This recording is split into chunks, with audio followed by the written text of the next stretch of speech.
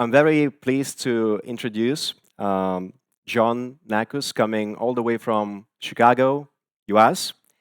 And John brings 25 years of experience. Just think about the number 25 years of experience as a tech strategist, a leader in digital transformation, working with some of the largest global tech powerhouses like TransUnion, Creve Lending Solutions, and World Bank.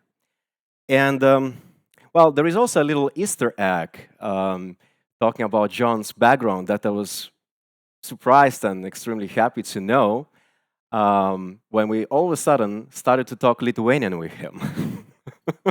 So feel free to talk yourself with John. I think you will have great pleasure doing so.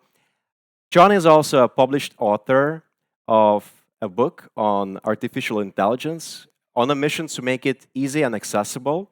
And the good news is that, especially for our event and for you guys, we brought around 100 books to this conference that you can grab over there in the back of this hall after the presentation during the day.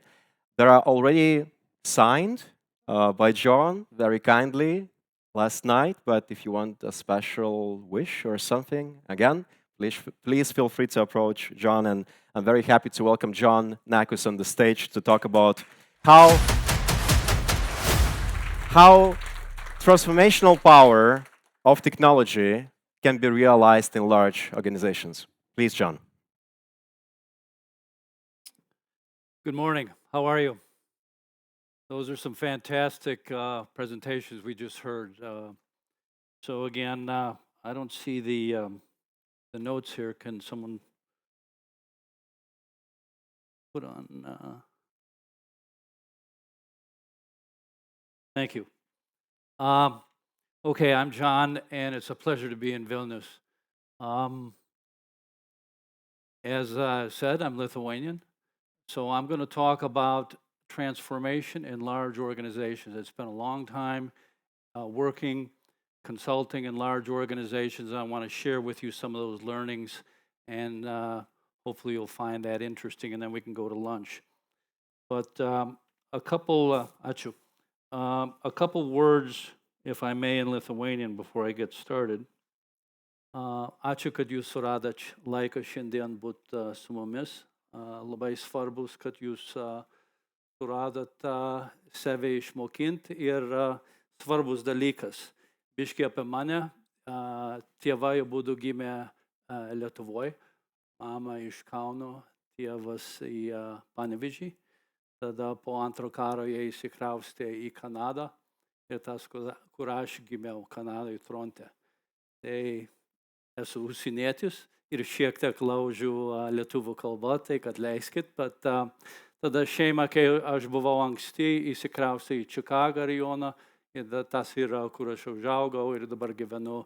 Ir tada, kai pradėjau dirbti, įstaigos buvo pagrindiniai Čikagoje, ir tada pasaulyje pradėjau važiuoti į sistemos įdėt su infrastructures, application development, agile, ir dabar paskutinį pradedu kalbėti ir dirbti su įstaigos šitą transformaciją padaryti šitus didelius įstaigos. Tai biškai padalinsim. Tai dabar leiskit pradėsiu kalbėti angliškai vėl, bet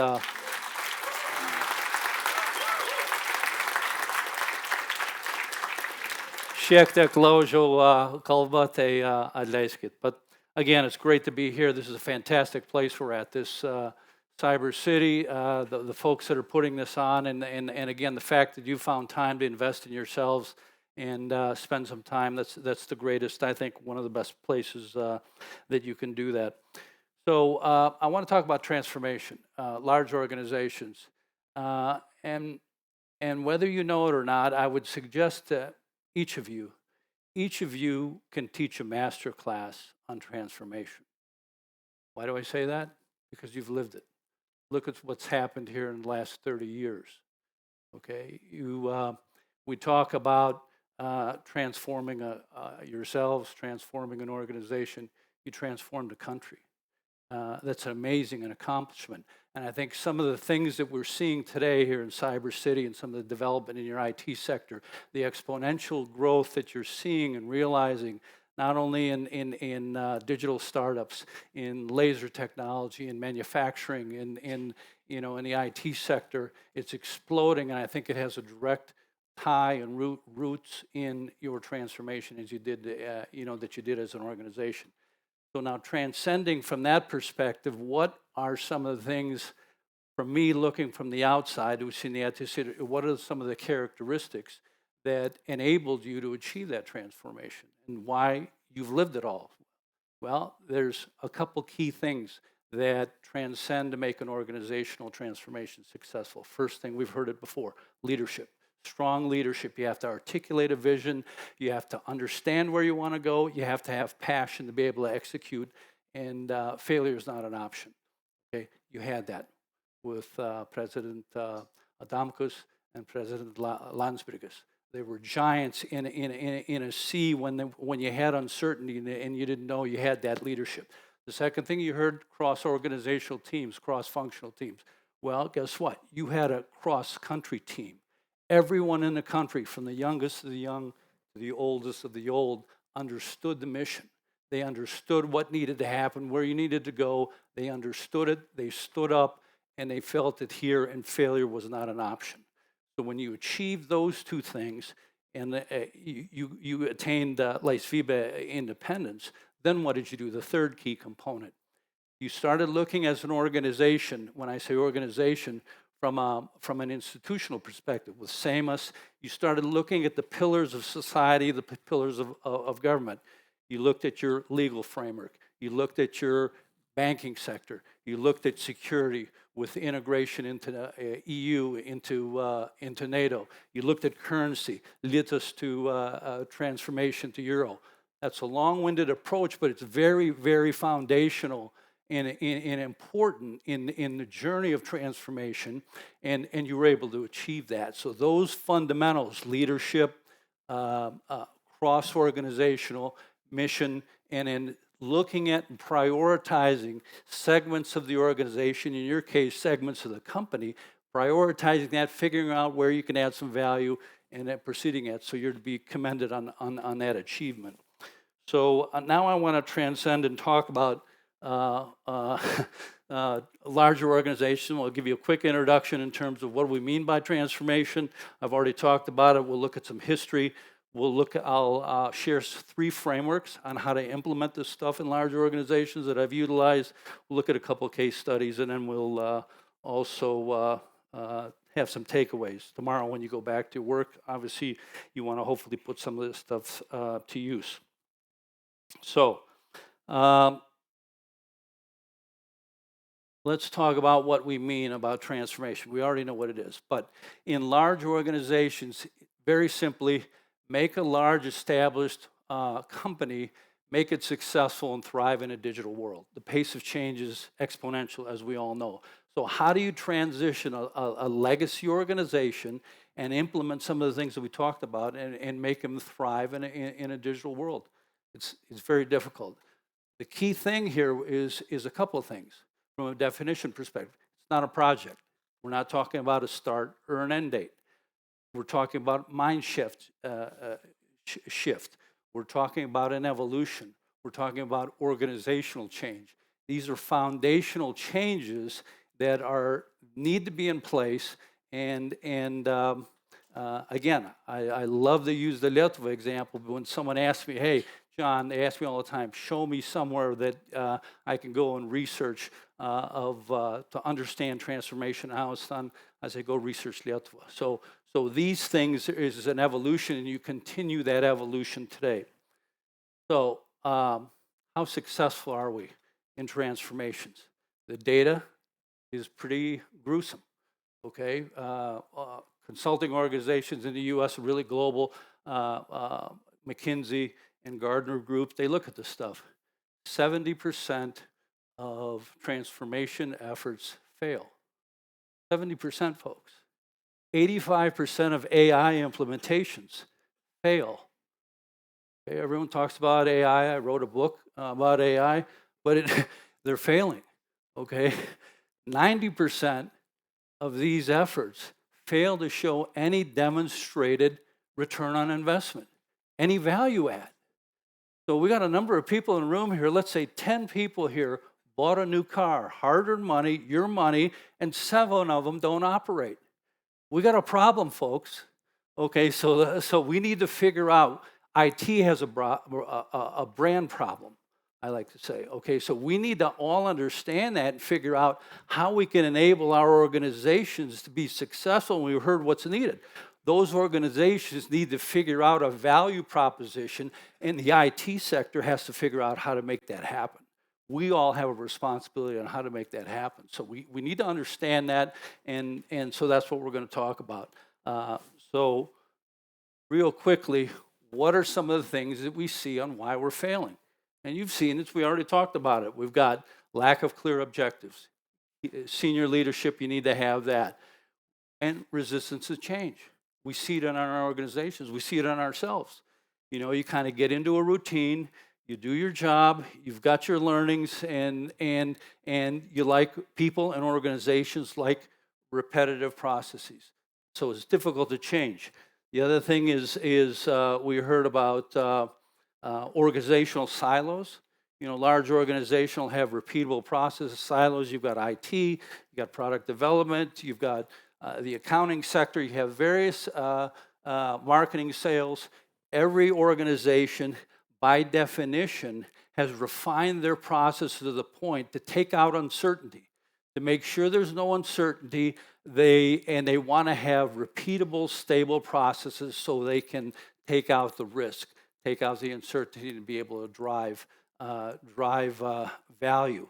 Okay, and their values in stability, sustained growth, as recognized by sales folks making their quarterly numbers.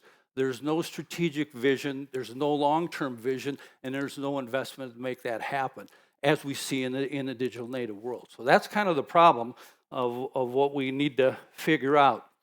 So let's transition now and look at how successful organizations do this. Okay, and we've already heard 2 great speakers that are telling us. But what I would do is take a moment and talk about, in one slide, here's 40 years of technology change, technology waves. Okay, you can see all the way up, and I'm looking around the room, I don't know, but IBM in the late 60s, mid 70s, IBM mainframes have revolutionized the banking sector, digitized banking, and all the way through it. Steve Jobs with the Macintosh, distributed systems, and then the internet came along, mobile devices, and all the way through it. Okay, so in all that is a couple messages. One, technology changes, it's always going to change. Okay, so what do we need to do then to make sure that we're part of the 30% and not in the 70%? And ideally, how do we raise that bar in the 30% to even higher? So a couple of things we see is AI is the latest, the latest noise, a lot of hype, so we need to recognize that. We need to recognize the hype from the reality. Okay, a lot of organizations are struggling now on how to implement AI. There's a lot of vendors. There's a lot of vendors that will sell you AI tools, processes, and there's a lot of consulting companies that are happy to give you a strategy in terms of what you need to do. So whenever I've worked with vendors, and I've worked with many, and whenever I worked with consultants, my first question to them is, are you a vendor? Are you a consultant? Or are you here to help me solve my problems? And how much skin are you going to put in the game to make me successful? If they're not willing to put any skin in the game, tell them I got 15 other vendors that are sitting there happy to in line. So I'm looking for people that want to partner. There's a big difference between a partner and a vendor. So that's what you need to start looking for, that someone can start will take the time to listen to what your problems are. What are the business problems, and how do you start enabling that? So you need to figure out at the end of the day, and we heard it just before, how do you, and Sean talked about it, is how do you drive that business value, and that comes through innovation. Okay, so how do you drive that innovation? So there's a couple key frameworks now we can get into. How do we do that? But first of all, I want to take a quick second, and we talked about this. We need to understand the difference between digital native, which we all know, and then we talked about, and I also talked about some of the inhibitors of large organizations. So at the end of the day, what we're trying to do is take some of the attributes over here in the digital native world, experimentation, iteration, agile, and figuring out how we employ that and implement that in a large organization. So I talked to a number of folks out there who work for telecom companies here in Vilnius and in Lithuania. That's not easy to do, folks. Okay, so so one of the things is it starts with figuring that piece out, starting to understand what the goals are, okay, and understand what are some of those attributes of digital native, and figure out a strategy and how to do that.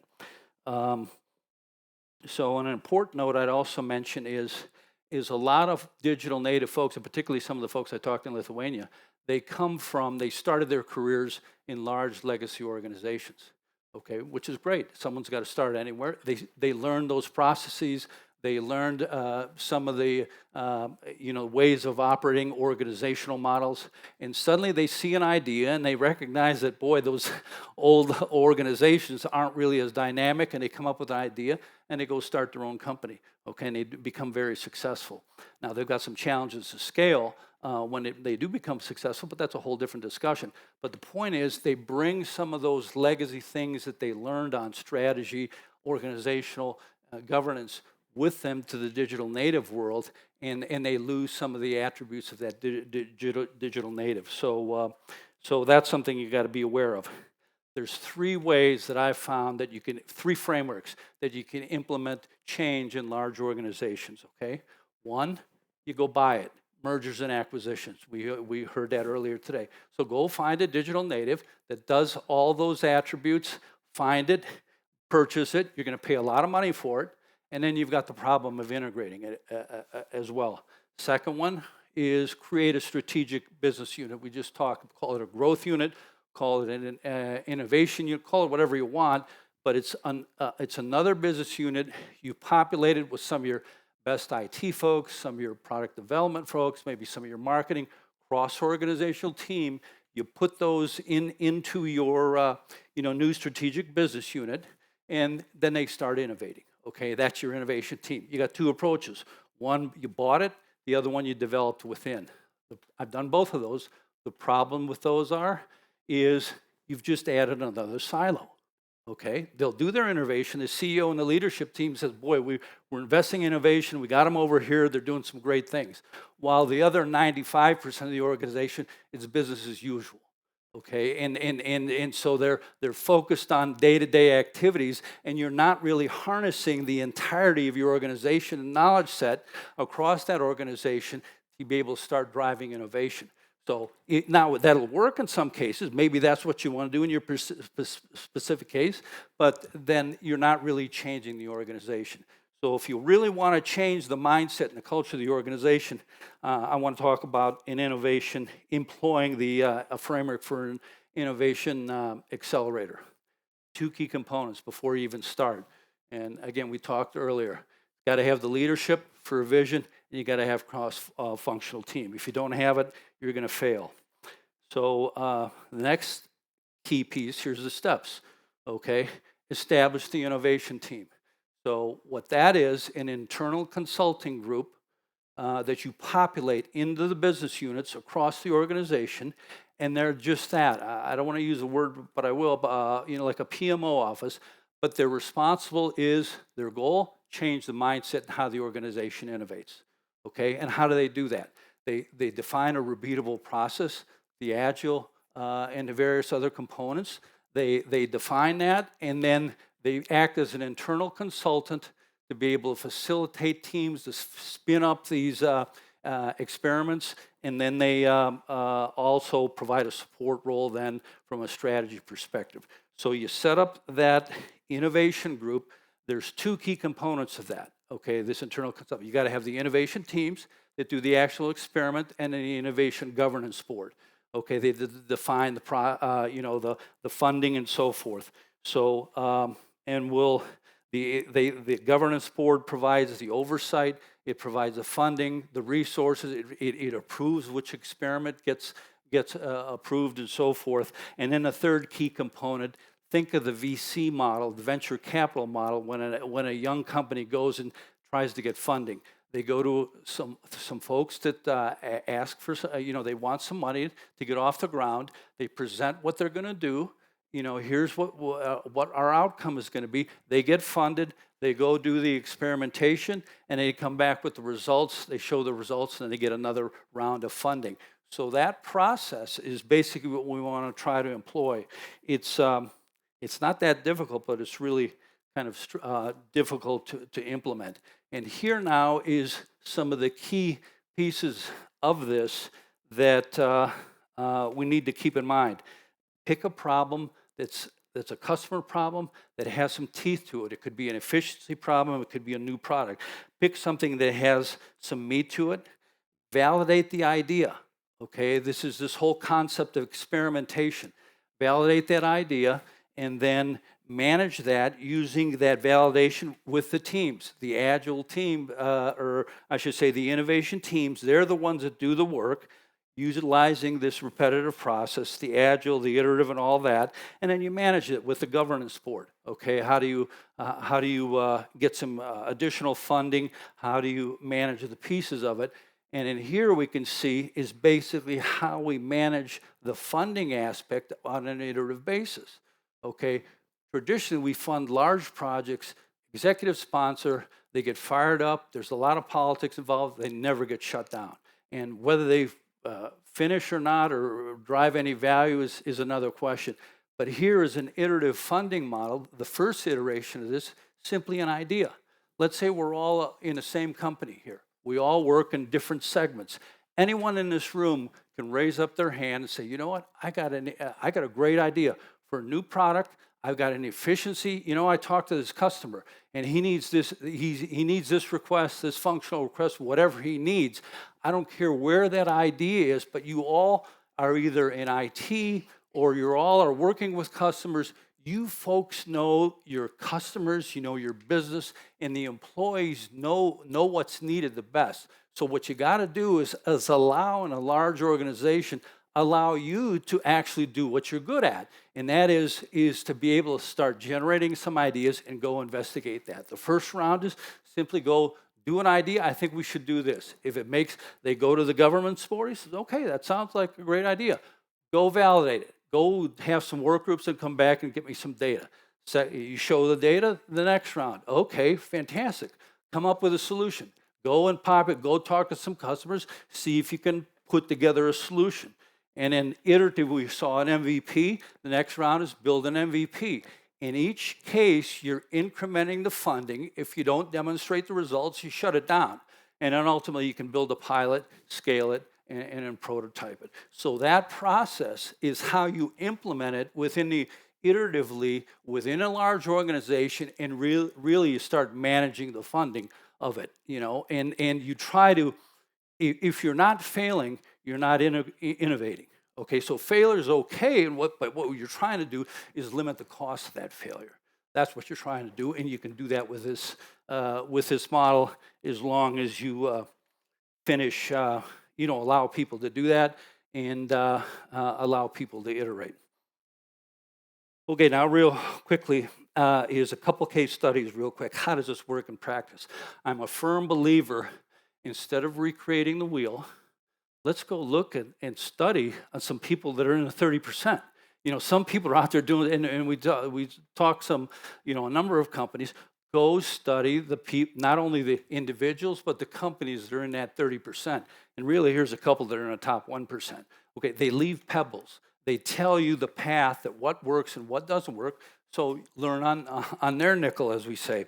So here's Citibank, global bank, huge. They had a problem on innovating. They took the innovation accelerator that we just talked and implemented that. 200,000 people across the globe. This initial innovation group was 100 people. 100 people, and they were charged with changing the culture and coming up with this repeatable process. At any point in time, they have 100 of these teams up. Remember the curve here, whether it's validated an idea, They have 100 of these spun up at any time through piloting and so forth, and then they can go ahead and do that and do that experimentation. If it doesn't produce the outcome, you just shut it down and go try another idea. Anyone in the room here can generate an idea from the youngest intern to a senior VP. The key thing is get that motivation going and start doing it. So Citibank did that. They revolutionized digital banking, and they revolutionized innovation. It's a great success story. I encourage you to go read more about it. The next one we talked about it, Amazon. I mean, this is a picture book. It's a digital native company, but it started in 1995 at the very inception of digital native, okay? So go back to that chart that we had of 40 years of technology. They were back at the inception of 1995 of the internet, okay? So Bezos understood he wanted to be an online bookseller, book retailer, okay? He couldn't compete with the brick and mortar. He didn't have that, so he had to have a new paradigm. Okay, online book sales. But he was straddled with amazing technical problems, okay? Unstable internet, bandwidth problems, security issues, no payment methods, okay? So stuff we take for granted and we live every day. Back then, it didn't exist. So he had to solve those material technical problems, figure out how to do that, and he became the book seller of choice. Okay, and I wrote my book. It's available on Amazon, and I'm utilizing that. So that's an example of solving technical problems to deliver a different paradigm, and he was successful in doing that. But here's the key thing, and I'm running along, and I apologize, but here's the key thing. When they became a premier online sales, what did it do? It drove transaction volumes, okay? So what do they need? They needed more data center space, right? Technicians loved it. Okay, we're building new data centers, okay? Infrastructure guys, network guys, we're loving it, okay? But someone on the business side was a genius. And what did they say? You know what? Why don't we just build a little bit extra capacity? Oh, why would we want to do that? Because we can sell that extra capacity to small, medium, and large companies to go get an incremental revenue stream. Brilliant. So then they introduced a whole new revenue stream in addition to the online books, and guess what? They created cloud computing.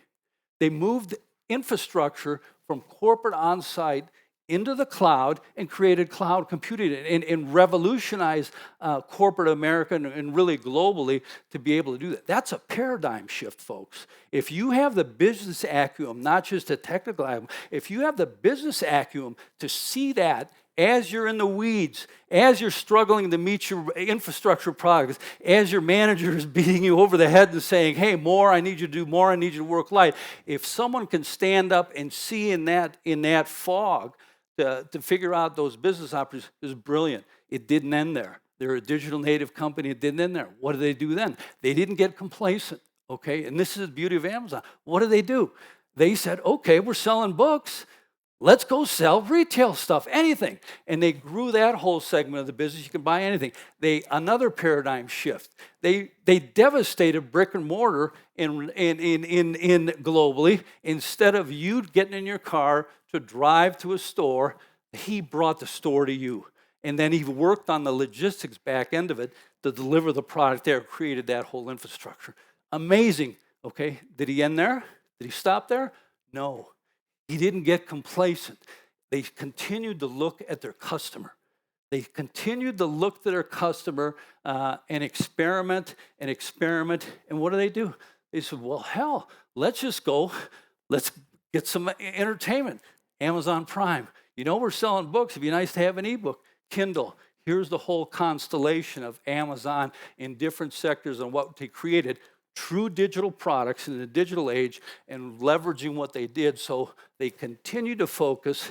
They didn't get complacent. And so I tell you, a lot of folks here in the room, when you will grow, and you will, because you're very smart, you're doing some amazing things, you'll have some scaling issues, which you're having those, but make sure you maintain the attributes of digital and make sure you continue to look at those business keys to be able to divine and solve the customer's problems and be able to deliver that. Just an unbelievable story. So it's long-winded, I apologize, but it's foundational if you are serious about innovating in not only in your digital space, but also transitioning a company from a legacy perspective to use that as a model. What are you going to do tomorrow? Well, hopefully, the first thing is you'll recognize that the world around you is changing, okay? It's changing, okay? It's changing radically. The pace of change is changing, and AI is only going to increase that.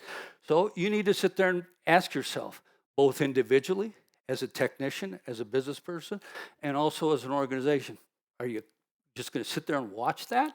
Or are you going to take an active role and try to figure out on how do I improve myself and what do I need to do as an organization to be competitive, maintain my competitive advantage? People have spent decades building successful organizations, and I think they want to maintain their market share and the value add. So you need to figure out, yeah, I'm going to figure out how I can innovate better, how I can sit there and drive some innovation and new products, so forth. Commit to change. Focus on business priorities. Remember, here you looked at the different institutions. Focus on those institutions, your processes, where are the pain points, where are the customer pain points, identify and prioritize them. Focus on the data. AI eats data. It needs data. Your data is scattered all over the place. It's in different databases, it's in different locations. It's not homogenized. It's redundant. It's false data. You need to start getting your hands around those data points to figure out how I can integrate this into a common data lake, and then I can start feeding it into doing prototypes and start feeding it into machine learning and utilize that. Then it comes down to people, processes, and technology, folks. Start upscaling your skill across the organization. Everyone in here should find at least an hour a day to read and look at, you've got a book for free, read it. Then read the next book. I'm a firm believer in self-learning, okay? So I know not only talk as an entry-level book, it's ground level for non-technicians, but at the back end of it talks about a curriculum on how you can sit there and start implementing some of these AI tools to realize productivity gain and yourself, reinvest that time savings, then continue to learn. You can do that yourself. You can start doing that same thing for the organization. Modernize your infrastructure we talked about, and then pick a strategy, a transformation strategy. Pick it, we heard just before, start, and then implement the framework, and then it becomes one of continuous, embrace continuous innovation. And start with a pilot, and then learn, change, innovate. Some of the best ideas failed, and then you tweaked it a little bit, and they come back and then made some amazing innovations. So that's what you can start doing tomorrow. You've got the book. Some closing thoughts. We've seen that technology is going to change. It always has, it always will. Okay, so we understand that what we need to focus on is this 70%, and how do we drive value? How do we drive business value? And everyone in the room needs to understand how you do that and how you facilitate that. Figure out an implementation strategy or framework and start. Pick one, start. If it doesn't work, you can always change, but you got to start. You got to take that step and start, and then start small, think big. Have an early win, embrace change, be flexible, and manage the change management aspect of it. Remember this, change is the domain of opportunity, folks. It's going to continue to change. It's a domain of opportunity for yourselves and for your organization. Seize that opportunity. This country did that 30 years ago, and look where you're at today. Okay, so seize that opportunity and then implement it. Okay, seize the opportunity and approach it with boldness, approach it with passion, approach it with implementation in mind, and then execution in mind, and with focus. If you do that, you're not going to fail. So I encourage you to, here's my contact details. Reach out to me on LinkedIn or phone call. Happy to talk to you about this or anything else. And I think that's pretty well it. Hachu.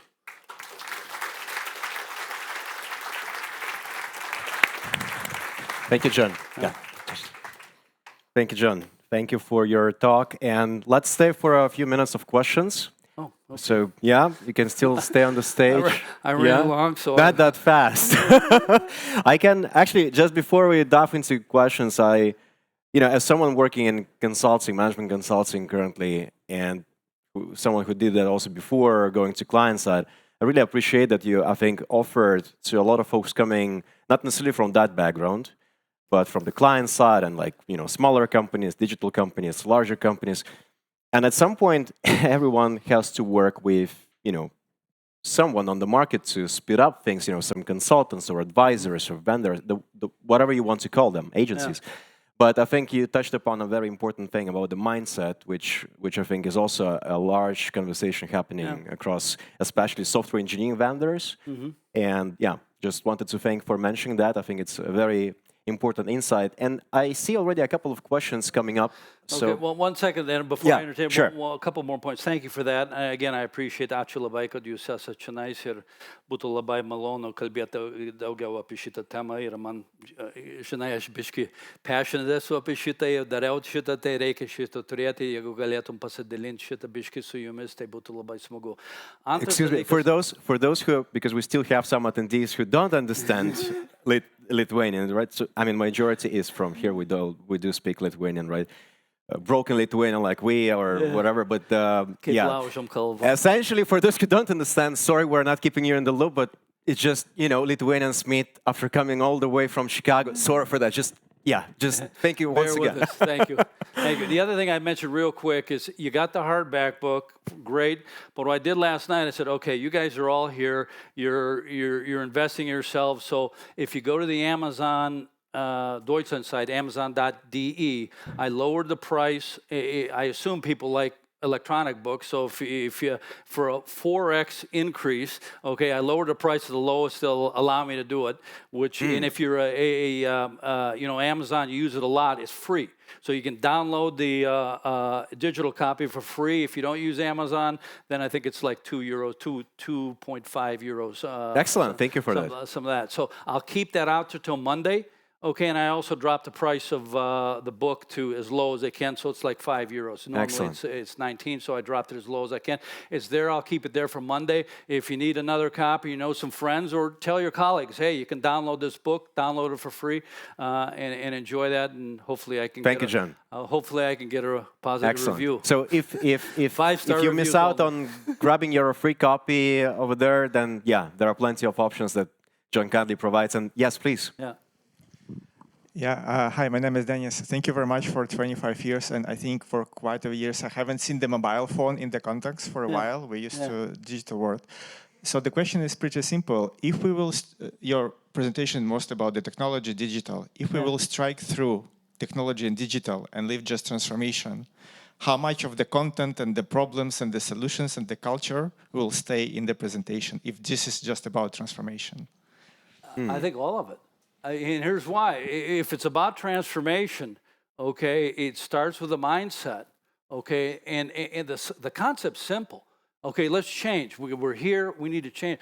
But then how you go about that, the subtlety, the vision, how do you manage the change? How do you sit there and break down the political silos that we all know that exist in organizations? And how do we use diplomacy sometimes and a hammer sometimes to be able to implement what we need to implement? How do you have the political backing from senior leadership to make sure that happens? So at the end of the day, my point to you is, it's not about the technology. The technology will work.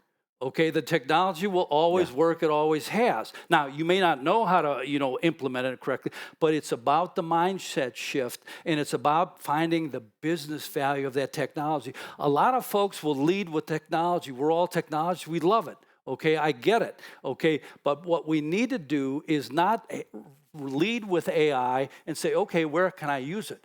Go back to your organizations and go back to yourself and say, look, well, you know what? What's the core business problem? Give me 2 or 3 business customer problems that need to be solved, and how then can AI or something else add value and be able to deliver that solution? That's what you need to approach it on. Not lead with technology. Technology needs to enable. If you can do that, your careers will prosper and your organization will prosper. Exactly, and thank you for the question. I really appreciate it. Question, I mean, on my side as well, because Essentially this lineup is also how I think, right? So because I was putting this together as a point of view and everything. And if I may answer your question, I think indeed it's way harder than tinker with technology to some degree, especially in large organizations, to make that mindset shift. And since we have some proximity actually working together, so we definitely understand that.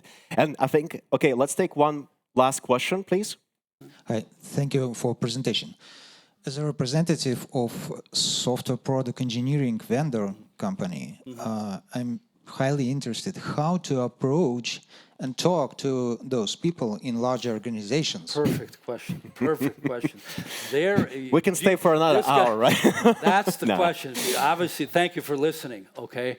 So if you guys are digital native, I assume you've got a service or product that you want to sell to someone, okay? Yeah. You got to recognize who your folks are. 70% of them are failing, and they're siloed organizations. So what you need to start crafting a strategy to understand who you're dealing with, who your customers are, and how can your software company develop a product.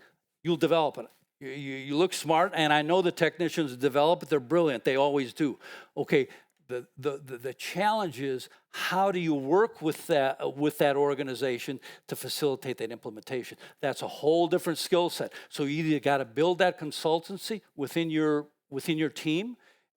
I assume you're not just a vendor and say, hey, you buy the software and then you go on to the next sale. I think you want to make that company that buys your software successful. So you need to figure out, either partner with a company, and there's a lot of consultants here, EPAM and other folks here, partner with them to understand your product solution, have them be the implementation team, or ideally build it within yourself. Build that skill set to facilitate it, because at the end of the day, we're seeing 70% are failing at implementation. It's not your software, it's we don't know how to implement it. Yeah, and we need to figure out how to John, do that. just maybe to jump in, if I may, to add to the question, just from what I see, observe, and there are all sorts of kind of vendors or advisories and consulting firms, right? What I also observed in the last, 7 years or something, some of the big names that I can drop, like, Boston Consulting Group, for example, that is also actively, joining into developing software, and they have quite a few digital arms.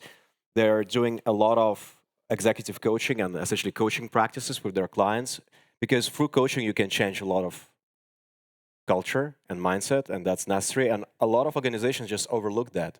They think exactly, I can buy this stack, I can, do this licensing deal, whatever. But then if you overlook the human nature of things, it can kick you back in the butt sometime down the road. So that's a brilliant question. Yeah, Thank you. thank you. That is the essence of implementation. It's not about digitized products. It's about figuring out that question. Exactly. And then how do you sit there and implement change in organizations to make that happen? And once again, let's thank John for an excellent presentation. And thank you, John.